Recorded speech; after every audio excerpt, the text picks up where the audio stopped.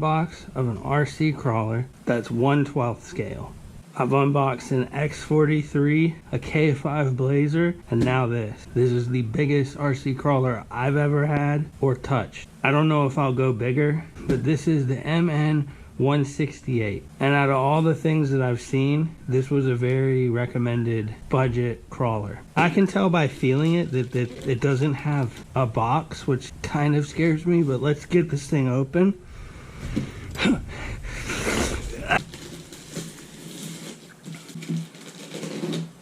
So yeah, it comes in this styrofoam.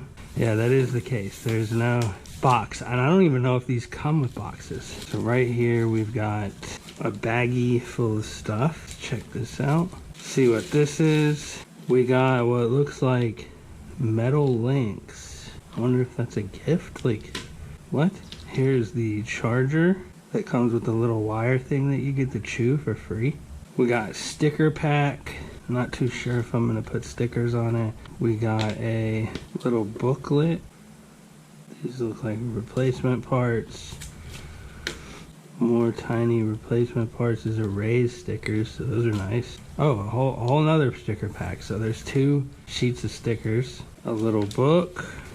I'm gonna put all that stuff in here. Keep all the paper together. Okay, so I'm wondering if these were a gift, because I don't think people talk about that. This is the one I actually wanted, but you can't find them anywhere online. So I just said, all right, I'll get the yellow. What is this? Oh, the wheels don't come installed. Okay. Did not know that. Then we got the controller right here. More controllers that need batteries, and it's 2025, you guys. I like that it comes with a little thumb thing on it, but that's kind of like, I've got such big hands that kind of is in my way. I think just having the wheel where it is nice. I wonder if I can take that off. There's the controller, and now for the main event. What? There's no way the battery sits at the bottom like that. There's no way that's where the battery goes. This thing looks nice. It's really cool that the door's open. Right hand drive side, which I guess you can't really control that. Oh yeah, I forgot this. Wait, what? Oh yeah, okay. This is like an extra battery that came with it. I don't know why they glued this like this. It's not glued, this tape's crazy. Holy shit. I knew something was up with that. The site that I bought it off of, which doesn't need to be named because they aren't paying me, kind of came with an option of a free battery. But the thing is, are these even the same? 14.5, this one's 18.60. Got the same connector. I guess it's just an extra battery, but it's okay. No wonder it's free. Very tiny free battery. Now it came with whatever these are. These are parts for the car. Okay, that makes sense now. These are little rear view things, but I don't have a tool.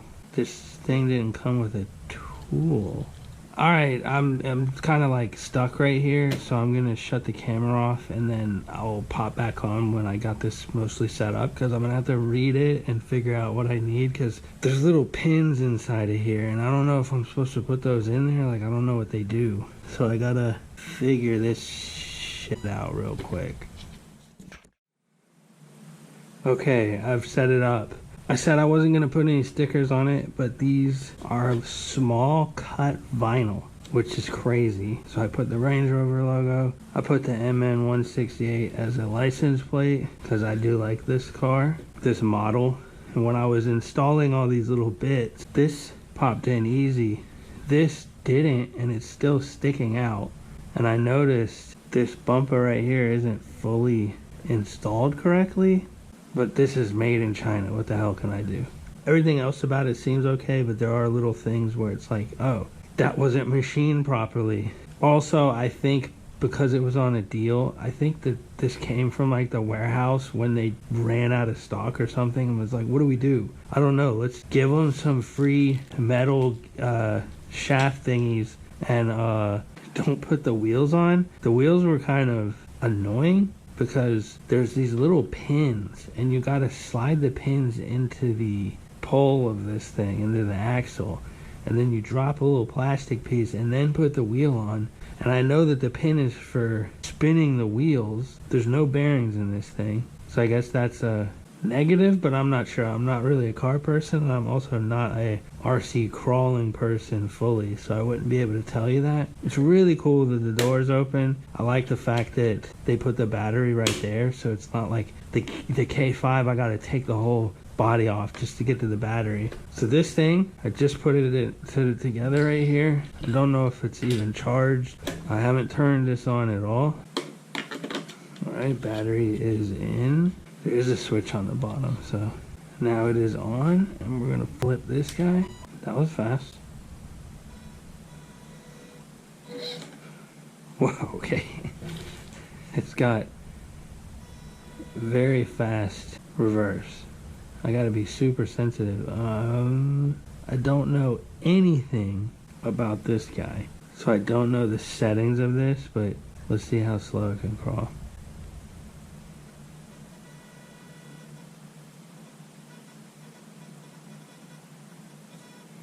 Oh, it's got turn signals. And what's nice about this, brake light. I see a lot of videos where people complain about the lights on the cars. I don't know why. Everyone's so obsessed with scale. I see people complaining like, oh, that one performs really good. Like, it rock climbs great. It does everything it needs to, but it doesn't look scale. Bro, you could give me the most cartoon looking car. As long as it works right, I don't care. And if you're so obsessed with scale, wouldn't you want lights? Because it's more realistic. I'm probably going to have to go online and see what the setting is. That just turns off the headlights. The brakes stay on. Let's go minus.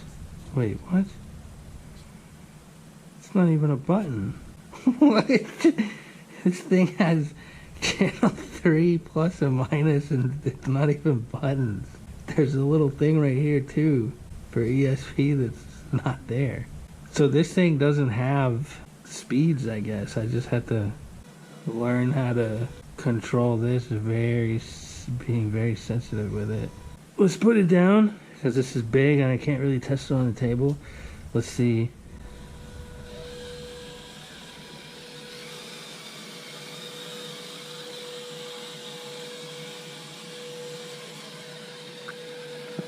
Okay, so what I've noticed with every single crawler that I've ever gotten, which this is the third one, they have like a weird wobble. When it comes to turning, they kind of shake. Driving straight is fine, but when you turn,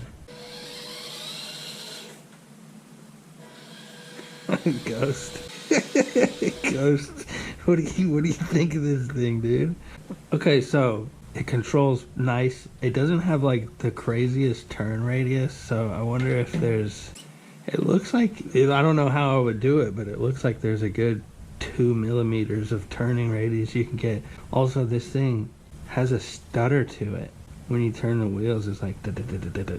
Probably not the end of the world. I know this is a super cheap crawler, and the one complaint, which is a positive for me, is everybody hates how big these wheels are and they say it looks unrealistic. That's why I like this thing. So what I'm gonna do, unlike the previous 2 unboxes, is I'm gonna go in my backyard and drive this thing around. So I'm gonna get a little bit of practice in. I'm not gonna film that. I'm just gonna go because I feel like driving something, and I feel like crawling because I haven't been really crawling as much. Well, it's been raining and it's been nasty out, but I'm gonna go drive this in my backyard, and then after that, I'm just gonna start editing in sessions that I have with this out at the rocks that I know of and the spots that I know of. And then I will just compile like the best lines and tricks or whatever that I do, and then I'll come back and I'll talk about what I think of this. Again, I'm not a crawling person, but I'll have experience with the X43 and the K5 FMS. So I'm getting there. I'm getting the hang of this. I'm understanding it. I'm getting better at it. But I'll give you the rundown and tell you what I think of this. I did pick my 2 favorites, which is the K5 and this, because out of all the things that I've seen, these are what spoke to me, and that's what I got. Someone online also told me, like, if you're thinking about those, you might as well just get them, because you're going to get them eventually. It's kind of like, what's your favorite body? Because most of these things are the same from what I'm gathering. All the mods and stuff you do to it will make them even crazier, but it's really just like a preference of what body you want. And I also wanted like a rock buggy style one, and I kind of got some responses online like, anyone can do anything with the rock buggy. It's more impressive if you scale something with this, which I understand. That's like people landing any skateboard trick on a brand new skateboard versus like an old beat up one that bends the tail when you pop it. Like, it's more impressive on that. So I'm sure like climbing a rock with this is probably more impressive than climbing a rock if you took this body off and just gave it a buggy, because it's going to have clearance. It's going to be able to hit and crawl up anything. Like, honestly, all the videos I've seen of people using the buggy style ones, they do insane things and it looks really fun, but I can understand that it's like probably easier to do with those than these. Alright, so I'm going to shut up. I'm going to go practice real quick. Ghost, I think he approves this thing so far.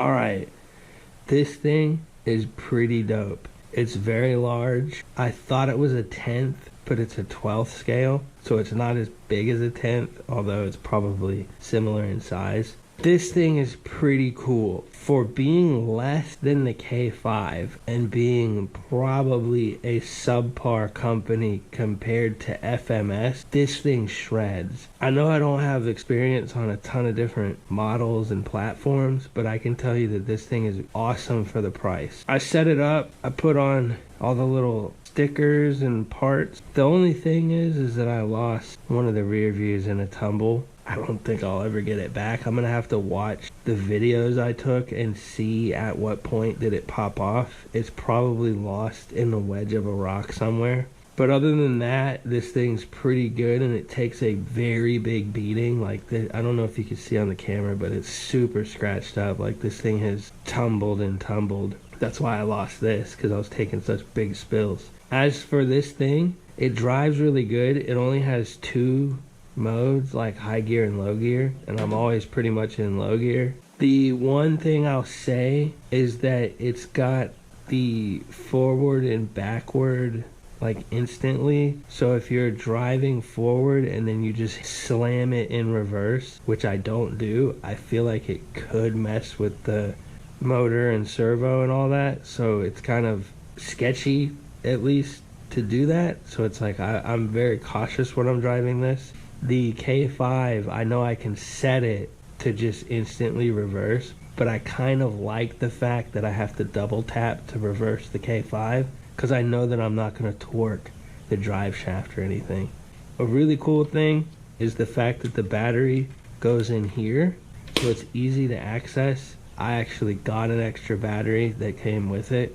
Another thing is there's an on-off switch on the bottom. So once you plug in your battery, you can just turn it on and off here. The only drawback with this is where it's positioned. I've cut it off several times trying to go over rocks. So I'm like teetering back and forth on a rock, and I've got to go over with the front end, and then all of a sudden the car lights turn off and it just doesn't move. And I'm like, okay, put it back, redo the line, shut it off again. I think I've shut this off 4 times in a row when I was trying to get over this one gap, and I kept hitting the switch on it, and I was like, man, that's annoying. It's not the end of the world, but I'm wondering if there's some way to like modify this to where the switch doesn't poke out, or maybe I can print some kind of cap that goes over it or something.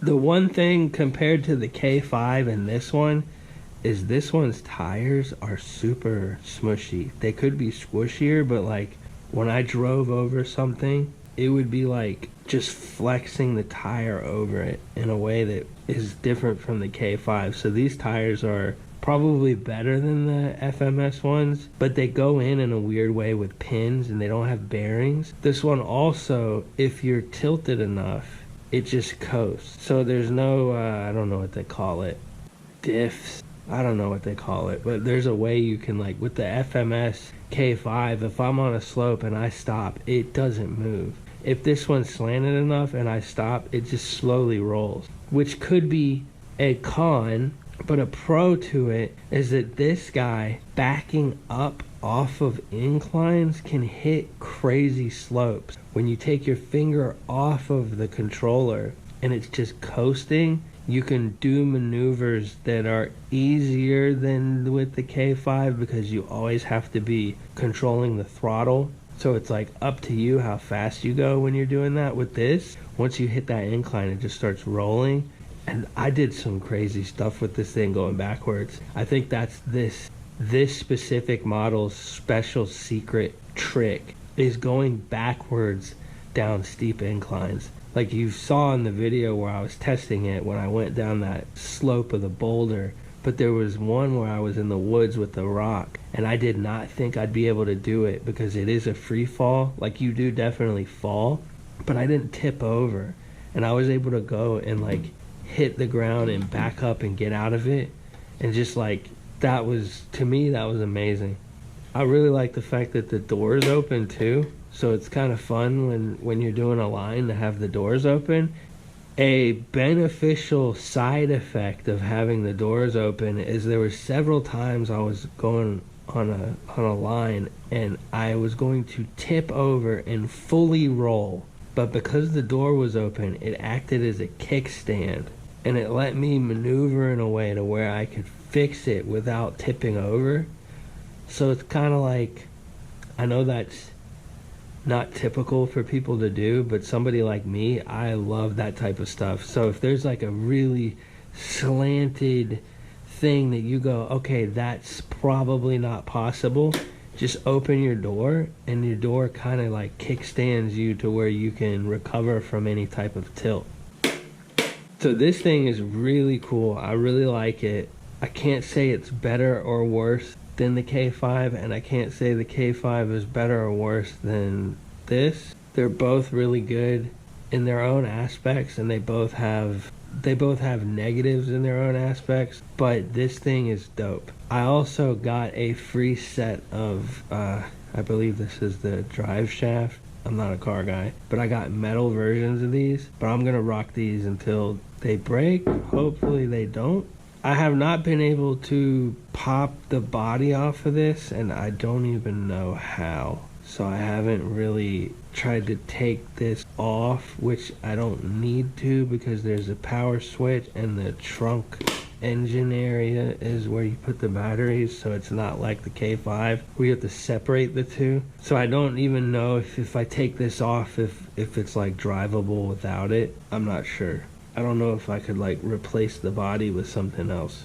But scale, like this thing has got seats, it's got a freaking dashboard, it's got back seats, a trunk, like this whole thing is crazy. But the fact, like I think it's like one of the only cars I've seen where the doors open, which is badass. I've had tons of fun with this thing. I've been playing with it for about a week or so. I've been going out doing sessions with it. I love it. I don't know what I'll get next, but I think I'm pretty content with the K5 and the MN168. I'm glad I bought these two. These were both the ones I was eyeballing for the longest time, and I just said pull the trigger and get both of them. I don't regret it. This thing is nice. Now the controller is way bigger than the FMS ones, but I don't have a problem with it. It's actually kind of more comfortable, I guess, in the pistol grip, and the plastic thing on here is kind of annoying, kind of in the way. The funny thing I found about this controller is that there's an ESP thing with nothing on it. There is 2 channel buttons down here that don't work. The only buttons are the throttle and the lights. So this thing is like set up to where it's got all these like bells and whistles on it, but they don't work. But for what it is and the price point, I can't really complain. This thing is badass. If I can, I will try to figure out how to make a connector for this. And I think putting something like a, I don't know the word for it. It's not like a wind tail on the back, but it's kind of like a bug deflector that would just be a solid thing that goes across it. I'm probably going to end up losing the rear view on this completely and probably popping off the K5 ones too. But I've just come to terms with like, my crawlers might just not have a bunch of stuff on them. I think eventually I'll probably pop the windshield wipers out too from bales and falls. I absolutely love the Range Rover. It's super cool. I think out of all the models that this company makes, this one's probably the better choice. There's other people who will disagree with that, but I think the 168 is the better one of the bunch. So yeah, that's this video. This thing is dope. I'm definitely going to be recording more sessions and making edits and stuff like that. I'm planning on doing modifications of spots, edits, challenges, so I'll definitely be crawling more. And now that I have 2 vehicles that have taken mad beatings and haven't broken, I'm definitely going to keep doing this. So thanks for watching. If you are into crawling or you think you're into crawling, I would suggest getting this or that. They're affordable. They're under 200 bucks. You could get both for essentially 200 bucks. And you can't really go wrong with these as starters. It's super fun. It's a really fun hobby. The bigger scales kind of change things up. So what I noticed with using this one is that every area I go to is a completely different level even though it's the same area, I'm just using a bigger car. If I use my K5, there's certain things I can do.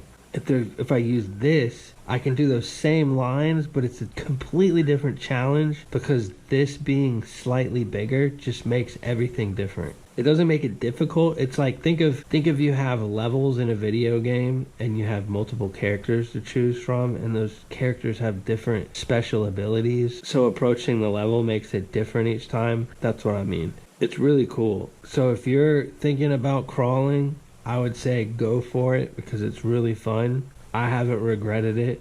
I've bought 3 of them, but I currently only have 2. And these 2 I'm going to drive till they're dead. So I highly recommend the MN168. It's super affordable. Sometimes you can find it online for like 50, 60 bucks. There's also a blue model that has all these different accessories that it's really hard to find. I wanted to get that one, but I couldn't find it, so I just got this one. But yeah, thanks for watching the video. Hopefully you enjoyed it and expect more crawling videos to come.